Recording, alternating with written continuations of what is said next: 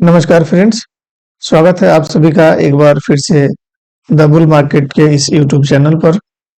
Friends, जैसा कि हम लोगों ने पिछले हफ्ते चर्चा किया था मल्टी ईयर ब्रेकआउट ट्रेडिंग के बारे में और मैंने आपके साथ 2 से 3 स्टॉक चर्चा किया था। तो आइए आज के इस वीडियो में हम लोग थोड़ा सा और आगे बढ़ते हैं और समझने की कोशिश करते हैं कि इस मल्टी ईयर ब्रेकआउट स्ट्रेटजी में आप अपना जो है एंट्री और स्टॉप लॉस कैसे फाइंड आउट करेंगे।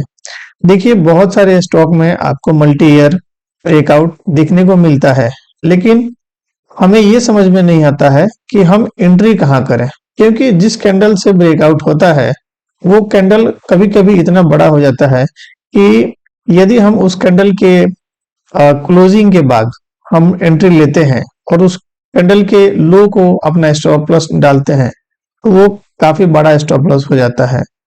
तो ये हमारे लिए थोड़ा सा डिफिकल्ट होता है। तो इसी प्रॉब्लम का सलूशन आपको इस वीडियो में मिल जाएगा कि आप मल्टी ईयर ब्रेकआउट स्ट्रेटजी में जब भी कोई स्टॉक ढूंढें तो उसमें आप अपना एंट्री कहाँ रखें और उसका स्टॉप लॉस कहाँ रखें। तो चलिए सबसे पहले हम लोग देख लेते हैं कि पिछले हफ्ते हमने जिन स्टॉक्स के बारे में बात किया था उनका पिछले हफ्ता किस प्रकार से परफॉर्मेंस रहा। तो पिछले वीडियो में हमने बात किया था कर्नाटका बैंक का। तो कर्नाटका बैंक में पिछले हफ्ते तो शानदार तेजी देखने को मिली और ये लगभग 15% के ऊपर ये बंद हुआ है पिछले हफ्ते में। इसके बाद हमने बात किया था स्वपर्स स्टॉप का। स्वपर्स स्टॉप में आपको खास तेजी देखने को नहीं मिली, लेकिन फिर भी ये पॉजिटिव ही रहा है। 1% के आसपास ये ऊपर बंद हुआ है पिछले हफ्ते। इसके अलावा हमने बात किया था इरीज लाइफ साइंस का। तो ये भी फ्लैट टू निगेटिव हल्का सा 1% के आसपास नीचे बंद हुआ है। देखिए, प्रॉब्लम यह है कि ऐसा नहीं है कि यदि हम मल्टी ईयर ब्रेकआउट पर कोई स्टॉक लेते हैं तो जिस दिन हम लें उसी दिन वो रॉकेट हो जाए, ऐसा बिल्कुल नहीं है। हमको इंतजार करना पड़ता है, क्योंकि कोई भी स्टॉक ऐसा पॉसिबल नहीं है कि आप लें और उसी दिन से तेजी बन जाए। थोड़ा सा उसमें पेशेंस रखना पड़ता है। हमको अपना जो स्ट्रेटजी है उसको फॉलो करना है। हमको एंट्री कहाँ करना है, कैसे करना है और कहाँ पर अपना स्टॉप लॉस डालना है। अब तेजी कितने दिनों में आ जाएगी, हमारा टारगेट कितने दिनों में हमको मिल जाएगा, ये कहना बहुत ही मुश्किल है। तो हमको पेशेंस तो रखना ही पड़ेगा। इसके अलावा हमने एक इंडेक्स की बात करी थी, निफ्टी इंफ्रा। चलिए उसको भी देख लेते हैं। तो निफ्टी इंफ्रा की बात करें तो हम लोग पिछले हफ्ते के फ्राइडे को निफ्टी इंफ्रा का क्लोजिंग 7,400 के आसपास था और इस फ्राइडे की क्लोजिंग 7,560 के आसपास है। तो अप्रिसिएशन की बात करें तो ऑलमोस्ट 2% के आसपास इसमें भी अप्रिसिएशन देखने को मिला है। मैंने आपसे इसमें एक स्टॉक के बारे में बात किया था, रिलायंस इंडस्ट्री। चूंकि रिलायंस इंडस्ट्री का निफ्टी इंफ्रा में काफी वेटेज है और पिछले हफ्ते रिलायंस इंडस्ट्री का स्टॉक काफी अच्छा खासा तेज हुआ है, जिस कारण से आपको निफ्टी इंफ्रा में तेजी देखने को मिली है। चलिए मैं एक बार फिर से आपको निफ्टी इंफ्रा का चार्ट दिखा देता हूं कि किस प्रकार से इसमें आपको मल्टी ईयर ब्रेकआउट देखने को मिला है और क्या टारगेट आपको इसमें मिल सकता है। तो यहाँ पर आप देख सकते हैं कि यहाँ पर आपको अच्छा खासा ब्रेकआउट देखने को मिल रहा है और ये आप देख सकते हैं यहाँ पर 2008 के बाद अब जाकर कहीं निफ्टी इंफ्रा ने 6,200 का लेवल क्रॉस किया है और अब 7,500 के आसपास हो गया है। टारगेट की बात करें तो 10,500 के आसपास का इसमें टारगेट हमको नजर आ रहा है। यहाँ पर आपको दिख रहा होगा ये वाली जो लाइन है। अब ये रेंज कैसे मैंने निकाला है ये मैंने पिछले वीडियो में बताया है, वहां पर आप देख सकते हैं। या चलिए मैं एक बार फिर से आपको दिखा देता हूं कि ये टारगेट कैसे निकलता है। टारगेट के लिए बस कुछ नहीं करना है, यहाँ पर हमको इस रेंज का एक मेजर लेना है और इसको इसके ऊपर लगा देना है। तो आपको दिख रहा होगा कि हमारा टारगेट निकल के आ गया। 10,490 10,500 का हमारा टारगेट इसमें बन के आता है। फिलहाल 7,500 के आसपास है, तो अभी भी इसमें ऑलमोस्ट 3,000 की तेजी बची हुई है। तो ये तो इंडेक्स की बात है, लेकिन आप अगर स्टॉक ढूंढेंगे तो आपको ऐसे बहुत सारे स्टॉक मिलेंगे जहां पर इस तरह की आपको पैटर्न दिख जाएगी और उसमें अच्छा खासा आपको टारगेट और रिटर्न दिख जाएगा। अब आइए मैं आपको बताता हूं कि जो ये मल्टी ईयर ब्रेकआउट स्टॉक्स होते हैं, तो ब्रेकआउट के बाद हम अपना एंट्री इसमें कैसे ढूंढें और अपना स्टॉप लॉस कैसे लगाएं। तो पहले मैं आपको 2 से 3 स्टॉक पीछे का जो ब्रेकआउट हुए हैं उसको दिखाऊंगा और उसमें बताऊंगा कि कहां पर आपकी एंट्री और स्टॉप लॉस हो सकती थी।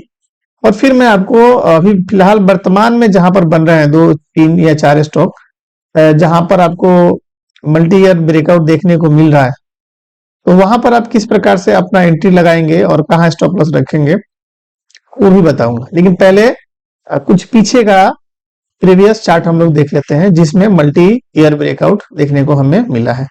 पहला स्टॉक है ये हमारा एबीबी, यहाँ पर आप देख पा रहे होंगे। और एबीबी में तो 2007 से लेकर और 2021 तक ऑलमोस्ट 13 से 14 सालों का एक कंसोलिडेशन देखने को मिला और उसके बाद यहाँ पर ब्रेकआउट देखने को मिला। तो यहाँ पर आपको दिख रहा होगा ये जो मैंने कैंडल लगाया है ये 1 महीने का एक कैंडल है। क्योंकि चार्ट का ड्यूरेशन काफी लंबा है तो हमको मल्टी ईयर ब्रेकआउट का जो स्ट्रेटजी है वो मंथली कैंडल पर ही देखना है। और अगर आप ध्यान से देखें तो ये जो मई का कैंडल है, इस कैंडल से इस रेंज का ब्रेकआउट हमको देखने को मिला है। तो अब अगर हम देखें तो यदि हम इस कैंडल के क्लोजिंग पर अपना एंट्री लगाएं या एंट्री लें और उस कैंडल का लो यदि हम अपना स्टॉप लॉस डालें यहां पर, तो आपको मैं दिखाना चाहूंगा तो ये ऑलमोस्ट 20% के आसपास स्टॉप लॉस बनता है। तो ये एक तरह से तो ठीक ही है क्योंकि 20% 15% का स्टॉप लॉस कोई बड़ा स्टॉप लॉस नहीं है। लेकिन कभी कभी कुछ स्टॉक में ये जो ब्रेकआउट का कैंडल है ये 30%, 35%, इवन 40% का हो जाता है। तो वहां पर आपको इस कैंडल की क्लोजिंग पर ट्रेड लेना और इस कैंडल के लो को स्टॉप लॉस लगाना थोड़ा सा ज्यादा ही रिस्क हो जाता है। लेकिन फिर भी इसमें भी हम देख सकते हैं कि कैसे हम अपना स्टॉप लॉस और छोटा कर सकते हैं। तो इसके लिए क्या करेंगे कि सपोज ये मई का कैंडल क्लोज हो गया ब्रेकआउट देने के बाद में, तो हमको क्या देखना है, अब हमको देखना है अगले महीने का कैंडल। अगले महीने के कैंडल को हमको क्या करना है कि हमको शिफ्ट करना है इसको वीकली टाइम फ्रेम पे। कुछ नहीं करना है, इसको हमने अपना एक डिवाइड किया और जो ये मंथली हमारा कैंडल है इसको हमने वीकली कर दिया और इसको हमने यहां पर लगा लिया। और वीकली पर हमको क्या देखना है कि हमारा जो स्टॉक है ये एक स्विंग लो बनाए और ये एक स्विंग हाई बनाए। तो स्विंग लो को हम अपना स्टॉप लॉस बना सकते हैं और उस स्विंग हाई के ब्रेक पर अपना एंट्री बना सकते हैं। तो यहां पर जो ब्लू लाइन हमें दिख रही है ये नेक्स्ट मंथ का कैंडल है, मंथली स्टार्ट हो रहा है। बट ये जो कैंडल दिख रहा है ये वीकली में है। तो अब जैसे कि आप देख पा रहे होंगे कि यहां पर हमको एक स्विंग हाई मिल गया और नीचे हमको मिल गया, सॉरी, और यहां पर हमको एक मिल गया स्विंग लो। ठीक है, तो अब जैसे ही इस स्विंग हाई को बाजार क्रॉस करता है या स्विंग हाई के ऊपर ही हम देख लें तो यहां पर हम अपना एंट्री बना सकते हैं और इस स्विंग लो को अपना स्टॉप लॉस डाल सकते हैं। तो अगर हम यहां से देखें तो आप यहां पर देख पा रहे होंगे, ये देखिए इस स्विंग लो के हाई पर अगर हम अपना एंट्री लेते हैं और इस स्विंग लो को अपना स्टॉप लॉस लगाते हैं तो हमारा स्टॉप लॉस लगभग 15% के आसपास बन जाता है। तो मंथली ब्रेकआउट के लिए आपको ये 10 से 15% तक स्टॉप लॉस देना ही पड़ेगा। तो ये आपका स्टॉप लॉस सेट हो गया और अब आप इसमें जो टारगेट है वो अपने रेंज के हिसाब से सेट कर सकते हैं। वो आपको पता ही है कि टारगेट के लिए हमको कहाँ जाना है, मंथली कैंडल के ब्रेकआउट पर जाना है। तो ये हमारा सिर्फ क्या था, तो एंट्री और स्टॉप लॉस ढूंढने का तरीका था। तो आइए हम लोग एक और स्टॉक देखते हैं जहां पर अभी हाल ही में मल्टी ईयर ब्रेकआउट हुआ है और फिलहाल तो अच्छा खासा ऊपर चला गया है, बट अभी भी टारगेट से काफी दूर है। तो इसमें आप अपना एंट्री और स्टॉप लॉस कैसे ढूंढ पाते, चलिए मैं आपको चार्ट पर दिखाता हूँ। शेयर है टाटा मोटर, सबको पता है, बहुत बड़ी कंपनी है और बहुत ही फंडामेंटली स्ट्रॉन्ग कंपनी है। तो यहाँ पर आप देख रहे होंगे कि मैंने इसको कैसे बनाया हुआ है। 2015 के बाद अगर आप स्टॉक को देखें तो काफी डाउन ट्रेंड में ही रहा है और उसके बाद यहाँ 2023 में इसने ब्रेकआउट दिया है। तो 2015 से लेकर 2023 ऑलमोस्ट 8 सालों का कंसोलिडेशन रहा है और उसके बाद इसमें ब्रेकआउट देखने को मिला है। तो अब जैसे कि आप देख पा रहे होंगे कि यहाँ पर ब्रेकआउट जो कैंडल है वो है जुलाई का, ये रहा, ये जो कैंडल है आपका जुलाई का, ये ब्रेकआउट कैंडल है।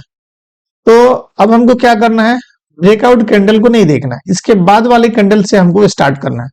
अब ये जो ब्रेकआउट कैंडल के बाद रेड कलर की कैंडल है, यहां पर हमको ले जाना है और इसको वीकली में शिफ्ट कर लेना है चार्ट को।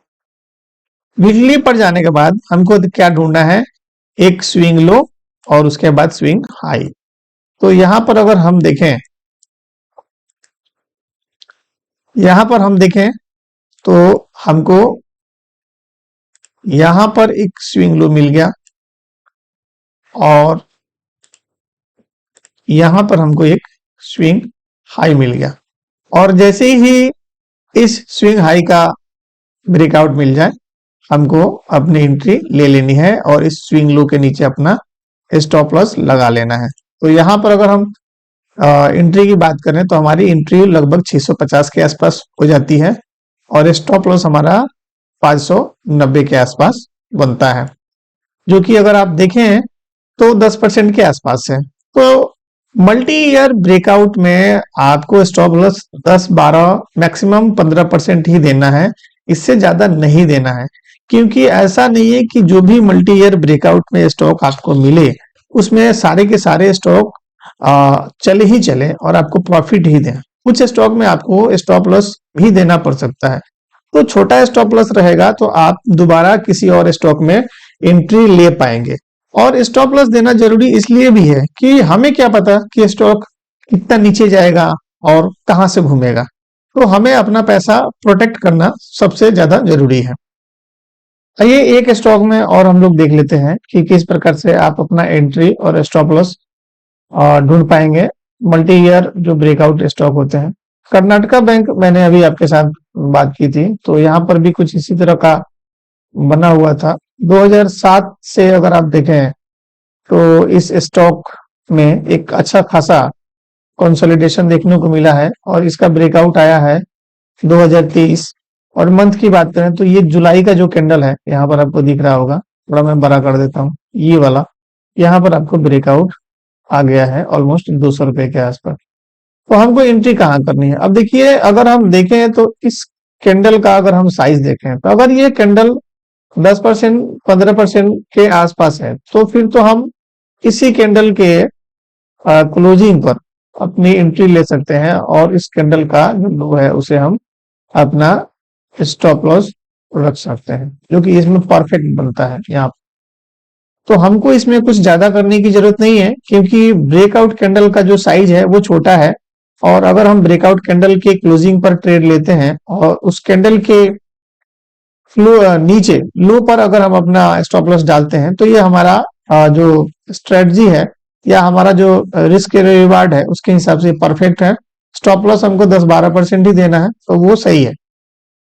तो बेस्ट तरीका यही है कि यदि ब्रेकआउट का जो कैंडल है वो छोटा है, आपके रेंज में है, 10 से 12% 15% तक है, तो ब्रेकआउट कैंडल के क्लोजिंग पर आप अपनी एंट्री बनाएं उस ब्रेकआउट कैंडल का लो आप अपना स्टॉप लॉस डालें और उसमें पोजीशन में बैठ जाएं। लेकिन यदि ब्रेकआउट कैंडल का साइज बड़ा है तो फिर आप अगले महीने वीकली टाइम फ्रेम पर शिफ्ट हो जाएं और वीकली टाइम फ्रेम पर कैंडल इस तरह का कुछ आप ढूंढें जहां पर एक आपको स्विंग लो मिल जाए और एक स्विंग हाई मिल जाए। तो जैसे ही उस स्विंग लो और स्विंग हाई के बीच से बाजार निकलकर थोड़ा ऊपर बढ़े तो उस स्विंग लो को आप अपना स्टॉप लॉस बनाएं और उस स्विंग हाई के बाद आप उसमें एंट्री करें और उसमें पोजीशन आप होल्ड करें। अब आइए मैं आपके साथ अगले हफ्ते के लिए कुछ और स्टॉक चर्चा कर लेता हूं जहां पर आपको मल्टी ईयर ब्रेकआउट देखने को मिल रहा है और वहां पर फिलहाल परफेक्ट एंट्री और परफेक्ट स्टॉप लॉस आपको मिल जाएगा। तो आज का हमारा पहला स्टॉक है उज्जीवन फाइनेंशियल सर्विसेज। और जैसा कि आप सभी को पता है कि यह कंपनी जो लोन वगैरह के बिजनेस में है और इनका जो मेन फोकस है वो जो छोटे लोन होते हैं हाउसिंग लोन खास करके वहां पर है। तो फिलहाल अभी हम लोग टेक्निकल की बात करते हैं, फंडामेंटल पर नहीं जाते हैं। तो यहाँ पर आप देख पा रहे होंगे कि जब से कंपनी लिस्ट हुई है तब से लेकर और अब तक फिलहाल 2023 तक कंपनी का जो आईपीओ आया था 2016 के लास्ट में आया था और वहां से लेकर 2023 तक इसमें एक अच्छा खासा कंसोलिडेशन देखने को मिला है और अब जाकर इसने ब्रेकआउट दिया है। तो यहाँ पर देखिए ब्रेकआउट का जो कैंडल आपको दिख रहा है वो कौन सा है, सितंबर का कैंडल दिख रहा है, ये वाला ग्रीन कैंडल। तो अब हमें इसमें अपनी एंट्री ढूंढनी है, कैसे ढूंढे? अगर हम इस कैंडल का हाई लो की बात करें, ब्रेकआउट जो कैंडल दिया है इसका हाई लो की बात करें तो अगर हम इसके क्लोजिंग पर एंट्री लेते और इसके लो का स्टॉप लॉस डालते तो लगभग 17% के आसपास हो रहा है। वैसे देखें तो बहुत ज्यादा तो नहीं है, ठीक है, बट इसके बावजूद भी हम इसको वीकली टाइम फ्रेम पर शिफ्ट करके अपना स्टॉप लॉस छोटा कर सकते हैं। कैसे? आइए मैं आपको दिखाता हूं। सपोज ये कैंडल क्लोज हो गया, सितंबर का ब्रेकआउट कैंडल है। इसके बाद हमें अक्टूबर का कैंडल देखना है। अक्टूबर के कैंडल को सेलेक्ट करके इसे हमें अब वीकली टाइम फ्रेम पर शिफ्ट कर लेना है। वीकली टाइम फ्रेम मैंने कर दिया है और इसको मैंने यहां पर शिफ्ट कर लिया है। तो यहां पर आपको मिल जाएगा एक स्विंग लो और एक स्विंग हाई। तो यहां अगर आप देखें तो हमें ये मिल गया एक स्विंग लो और इसके बाद हमको अगर हम हाई की बात करें तो हमको ये मिल गया आपका स्विंग हाई। अगर हम ज्यादा दूर ना जाएं, यहां पर अगर हम रखें तो ये मिल गया हमको स्विंग हाई। हम चाहे तो इस कैंडल पर भी इस कैंडल के स्विंग हाई पर भी अपनी पोजीशन बना सकते हैं। तो यहां पर अगर हम देखें तो यह अगर हमारी एंट्री यहां पर बनती है और स्टॉप लॉस अगर हम यहां पर डालें तो हमारा स्टॉप लॉस ऑलमोस्ट 14% के आसपास निकल के आ रहा है, जो कि फिलहाल अभी इसी रेट के आसपास ही है। एंट्री हमारी 570-75 तक हो सकती थी इसमें और स्टॉप लॉस इसमें हमारा लगभग 500 के आसपास बन सकता है, जो कि 14 से 15% के आसपास बनता है। तो देखिए एक मल्टी ईयर ब्रेकआउट का जो भी स्टॉक होता है उसमें आपको 10 से 15% का स्टॉप लॉस लेकर चलना ही पड़ेगा, इससे कम में बात नहीं बनेगी। और फिलहाल अभी देखें तो उज्जीवन फाइनेंस अभी भी ऑलमोस्ट 600 के आसपास बना हुआ है, तो इसमें आपको आने वाले टाइम में अच्छी खासी तेजी देखने को मिल सकती है। टारगेट की बात करें तो तरीका वही है, जो भी ये रेंज बन रहा है इसको हमको कैलकुलेट करना है और इसको ऊपर लगा देना है। तो ये हमारा टारगेट निकल के आ रहा है 986 1000 के आसपास का टारगेट है, जो कि फिलहाल के रेट से लगभग 80% के आसपास बनता है। तो अभी 80% का रिटर्न हमको 6 महीने में मिल जाए, 1 साल में मिल जाए या 2 साल में भी मिल जाए तो भी कोई बुरा नहीं है। लेकिन हमको ये जरूर ध्यान में रखना है कि स्टॉप लॉस जो हमारा है उसे हमें मेंटेन रखना है किसी हाल में। तो इस तरह से आप अपना टारगेट और एंट्री और stop loss multi year breakout stock में सेट कर सकते हैं। आइए मैं आपके साथ एक दो और स्टॉक चर्चा करता हूं। तो यहां पर आप देख पा रहे होंगे कि ये एक स्टॉक है किर्लोस्कर इलेक्ट्रिकल। अब जैसा कि आप सभी को पता है कि फिलहाल हमारे देश में जो इलेक्ट्रिक का जो बिजनेस है वो बहुत अच्छा है। बहुत सारी जो इलेक्ट्रिकल कंपनियां हैं जो इलेक्ट्रिक इक्विपमेंट बनाती हैं उनका बिजनेस बहुत ही अच्छा खासा ग्रो हो रहा है, तो हमें भी उसमें पार्टिसिपेट करना चाहिए। यहाँ पर आप देखें तो 2011 से लेकर और 2023 तक इस स्टॉक ने कंसोलिडेशन किया है और अब जाकर कहीं ना कहीं इसमें हमें ब्रेकआउट देखने को मिल रहा है। हालांकि ये मंथली टाइम फ्रेम का चार्ट है, तो यहाँ पर अगर आप देखें तो ब्रेकआउट के बाद भी अच्छा खासा आपको कंसोलिडेशन इसमें दिख रहा है। तो अब हम अपना एंट्री और स्टॉप लॉस की बात कर लेते हैं। तो यहाँ पर आपको दिख रहा होगा कि मई का जो कैंडल है उस मई के कैंडल से इसमें ब्रेकआउट देखने को मिला है। तो यहाँ पर भी वही था कि अब देखिए क्लोजिंग आई है कहाँ पे, तो इस कैंडल की क्लोजिंग है 107 रुपए और इस कैंडल का लो है 94 रुपए। तो हम इस कैंडल का क्लोजिंग और कैंडल का लो इसको ले सकते हैं अपने एंट्री और स्टॉप लॉस के लिए, जो कि इस स्टॉक में परफेक्ट है। अब यहाँ पर आप देख रहे होंगे कि इस कैंडल का क्लोजिंग था 107-8 रुपए के आसपास, 8 रुपए लगा लेते हैं और हमारा जो स्टॉप लॉस बन के आ रहा है वो बन के आ रहा है लगभग 92 रुपए के आसपास, 93 रुपए के आसपास, जो कि 13% के आसपास बनता है। परफेक्ट है। अब अगर आप कहें कि हमने इसमें पोजीशन बनाई है जून में और पिछले 6 महीने में इसमें कोई रिटर्न नहीं है, तो ऐसा इस तरह से हमको नहीं सोचना चाहिए, क्योंकि यदि आपने इस कैंडल के क्लोजिंग पर पोजीशन बना ली होती तो उसके बाद भी आप देखें तो ऑलमोस्ट 30% तक का रिटर्न आपको इसमें मिल चुका है और फिलहाल इस रेट पर भी फिलहाल आपको लगभग 16% का रिटर्न मिल रहा है। तो ये ऐसा नहीं है कि किसी भी स्टॉक में जब मल्टी ईयर का ब्रेकआउट होता है तो उसके बाद उसमें नॉन स्टॉप तेजी आती है, ऐसा बिल्कुल नहीं है। कई स्टॉक में नॉन स्टॉप तेजी हो भी जाती है और कई स्टॉक में उसमें कंसोलिडेशन होने के बाद तेजी आती है। तो ये इसी प्रकार का एक स्टॉक है। तो फिलहाल अगर हम देखें तो यहाँ पर भी आपको एक एंट्री मिल सकती है। अब फिलहाल अगर हम एंट्री की बात करें तो हम इसको वीकली टाइम फ्रेम पर शिफ्ट कर सकते हैं और यहाँ पर एक स्विंग हाई और स्विंग लो को आइडेंटिफाई करके इसमें एंट्री कर सकते हैं। तो यहाँ पर अगर हम देखें तो रिसेंट का जो लो है वो हमारा निकल के आता है 107 रुपए के आसपास और इस हफ्ते की क्लोजिंग है 124 रुपए के आसपास। तो ये हमारी एंट्री और स्टॉप लॉस हो सकता है आगे के इसमें पोजीशन के लिए। तो अगर हम स्टॉप लॉस की बात करें तो अगर आप मंडे को इसमें पोजीशन बनाते हैं तो आपकी पोजीशन 124-25 के आसपास बन जाएगी और स्टॉप लॉस आपका 107 रुपए के आसपास हो सकता है, जो कि 14% के आसपास बनता है। तो ये एक अच्छा स्टॉप लॉस है। 10 से 15% का स्टॉप लॉस आपको मल्टी ईयर ब्रेकआउट स्टॉक में देना पड़ेगा, ये मैं बार बार रिपीट कर रहा हूं। तो हम बात कर रहे हैं कि मल्टी ईयर ब्रेकआउट जिन स्टॉक में होता है उसमें एंट्री कैसे लें और उसका स्टॉप लॉस कैसे लगाएं। आइए मैं आपके साथ एक स्टॉक और चर्चा करता हूं जो कि फिलहाल मेरे रडार पर है। तो फ्रेंड्स, एक शेयर है क्रेस्ट वेंचर। अब आप ये भी सोच सकते हैं कि मैं छोटे छोटे स्टॉक या कुछ ऐसे स्टॉक के बारे में क्यों बात कर रहा हूं जो कि कम पॉपुलर है। ऐसा बिल्कुल नहीं है। देखिए, जो पॉपुलर स्टॉक होते हैं वहां पर तो नजर सबकी होती है, तो वहां पर आपको उस प्रकार का एप्रिसिएशन देखने को नहीं मिलेगा जिस प्रकार का एप्रिसिएशन आपको जो छोटे स्टॉक हैं या जो छुपे हुए स्टॉक हैं वहां पर देखने को मिल सकता है। तो इस वजह से मैं अपने पोर्टफोलियो में इस तरह के स्टॉक को भी शामिल करता हूँ। तो क्रेस्ट वेंचर है स्टॉक और यहाँ आप देख पा रहे होंगे कि 2018 से लेकर और 2023 तक 24 तक ही लगा लें तो कंसोलिडेशन देखने को मिला है लगभग 6 सालों का और उसके बाद इसमें ब्रेकआउट देखने को मिला है।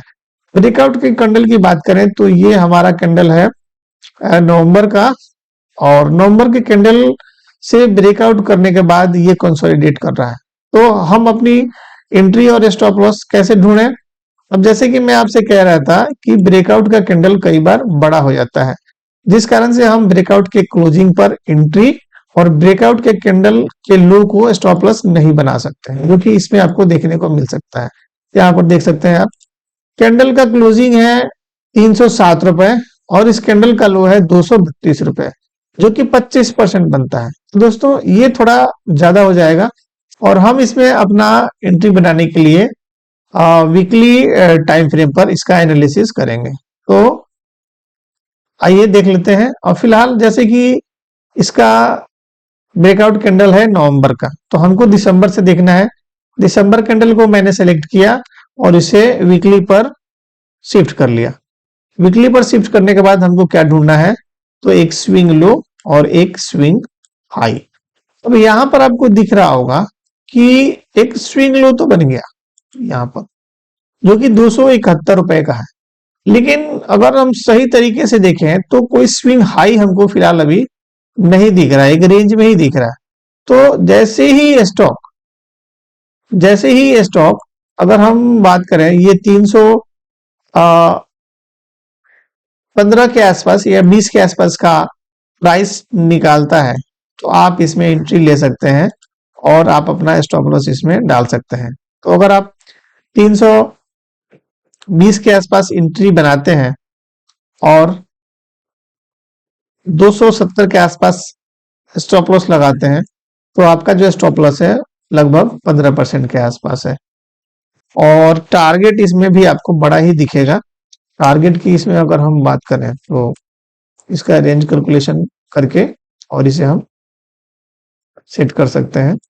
रेंज कैलकुलेशन हमने यहाँ पर अगर किया और इसको ऊपर लगाया, तो यहाँ पर हमको टारगेट ऑलमोस्ट मौजूदा रेट से देखें तो 78% के आसपास टारगेट मिल सकता है, 570-71 रुपए का।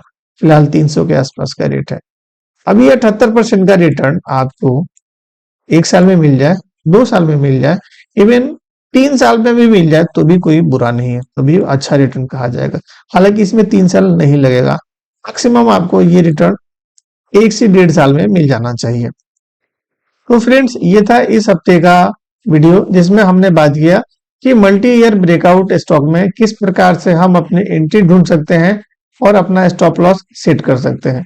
उम्मीद करता हूँ ये वीडियो आपको पसंद आई है, और अगर पसंद आई है तो इस वीडियो को भी लाइक करिए और चैनल को भी सब्सक्राइब करिए। तो आज के वीडियो में बस इतना ही। मिलेंगे अगले हफ्ते एक नए वीडियो में। तब तक के लिए आपका बहुत बहुत धन्यवाद।